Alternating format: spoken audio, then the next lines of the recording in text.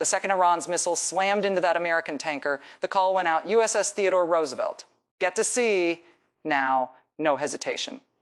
The second that message hit the ship's comm systems, everything moved. Sailors already suited up, locked and loaded, sprinting across the pier with their kits banging against their backs, they poured up the ramps and onto the deck in steady streams. These weren't decorations. They'd be scattered across the warships escorting fuel convoys through Hormuz, standing between those tankers and whatever Iran decided to throw at them next. Down on the dock, heavy lines snapped free from the bollards, one after the other. The massive side ramp groaned upward and clamped shut. Below deck, sailors hauled crates through narrow corridors, ammo boxes, food pallets, medical supplies, stacking them into compartments and locking them down. Up in the anchor bay, the crew cranked the windlass, dragging the anchor chain back aboard link by link. Mooring hoses coiled tight, everything stowed. The chief called it up to the bridge forward section, secure, ship ready to move. Bridge confirmed it. Harbor tugs got the green light. The Roosevelt was leaving. Tugboats nudged the carrier's hull away from the pier, engines rumbling low as they steered her through the channel. Once she cleared the harbor mouth, the tugs peeled off. The carrier's own screws bit into the water, and she pushed into open ocean under her own power. Hours later, destroyers and cruisers closed in around her, sliding into their defensive positions, armed to the teeth, ready to shield the carrier light of Iranian military sites. The order came through. Up on the flight deck, crews were already swarming the jets. They rolled missiles out on carts, hoisted them onto the wing hardpoints, locked them in place.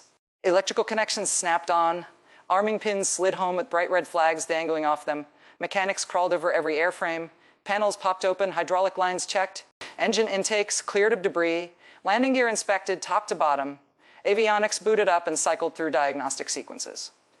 On the runway strip running across the deck, F-35 Lightning IIS sat in pre-flight mode.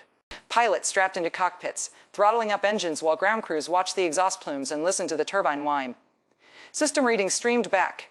Control surfaces flexed through their full arcs. Radar powered on and passed checks. Every jet that cleared inspection got signed off and taxied to a hold position, engines warm, ready to launch. The troops heading out to the escort ships geared up fast. B-22 Osprey sat parked on the flight deck's aft section, rotors folded back, rear ramps wide open. Soldiers hustled up from below, boots pounding across the deck, filing into the Ospreys in tight lines. They dropped into seats, buckled in, crew chiefs did a quick head count, rotors unfolded, engines spun up, one after another. The Ospreys lifted off and angled toward the cruisers where those soldiers would take up positions, riding shotgun on tanker convoys through the strait. Forward on the catapults, fighter pilots climbed into cockpits and ran their final checks. Deck crews hooked each jet to the catapult shuttle. Blast deflectors rose up behind the engines. Pilots throttled to full military power. One by one, the catapults slammed forward. Jets shot off the bow, FA-18 Super Hornets and F-35s clawing into the sky. Banking hard toward their mission headings, each launch cleared. The next bird rolled into place, no pause, just a steady drumbeat of launches. One of the cruisers in formation got a strike order. Vertical launch hatches flipped open along the forward deck. Tomahawk cruise missiles erupted from the cells in bursts of fire and white smoke, climbing straight up before tipping over and screaming toward the horizon. Each one locked onto a different Iranian military installation. They kept firing. One missile gone, another right behind it. Different trajectories, different targets. The mission kept rolling. More fighters launched off the carrier deck, headed east toward the Middle East. The cycle never stopped. One jet airborne, the next already taxiing forward.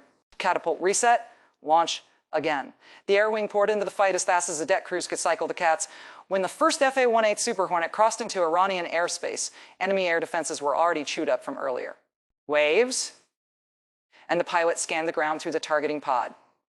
Iranian military vehicles, equipment, troop positions lit up on the cockpit display. He selected a target, locked it, released a guided bomb. The munition dropped, adjusted its flight path mid-fall, and detonated right on target. The pilot banked, found the next one, hit it the same way. Calm, precise, one target. Next target, he worked to his entire list, dropping ordnance on Iranian military assets scattered across the ground below. Then he turned back toward the carrier to reload and refuel for the next sortie.